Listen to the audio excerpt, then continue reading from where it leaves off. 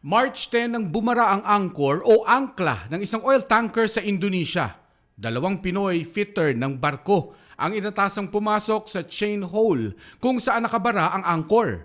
Pero habang inaayos yan, kumalas ang kadena at humampas sa mga Pinoy na sina Romulo Gulyayan at Junri Popera. Binigyan tayo ng pamilya ni Popera ng mga litrato na kuha ng mga nag-rescue sa dalawa. Napuruhan kaya nasawi si Popera. Nasa ospital naman si Gulyayan pero nakausap siya ng asawa ni Popera. Saludo po ako sa asawa niya.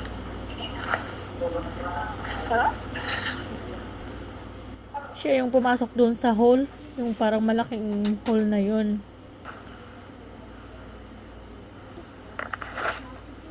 Wala bang tao na galaw doon sa may control, 'di ba? Parang Hindi po, naka-set up na po siya. Isang, kumbaga, mga meter siya na medyo laylay kasi para makapasok yung tao.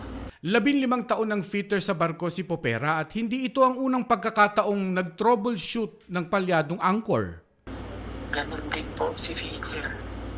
Kapag tinawag na may problema, maasahan. Hindi siya yung mga arte. talagang disgrasya po bang nangyari? Hindi ko pa masagot na actually for emergency problem anytime tatawagin po kami Okay. and yung kapitan nagre-rely sa opisina yon kung ano yung gagawin. Isang linggo nang ipinaglalamay ni Elsie ang asawa ng walang bangkay dahil naghihintay pa ng autopsy ang katawan ni Junri sa Indonesia. Napakasakit tanggapin pero ano bang magagawa ko?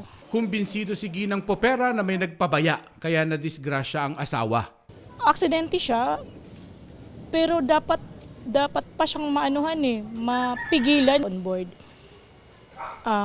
Kinausap naman ako ng office so parang yun din ang gusto ko, magkikase ako sa kanila. Mabilis naman daw nakipag-ugnayan sa kanya ang local agency ni Junri at ang may-ari mismo ng oil tanker. Maging ang OY nakipag-ugnayan na sa pamilya. Pag-uwi sa labi ni Junri, ididiretso siya sa pamilya niya sa Surigao del Sur para doon ihimlay.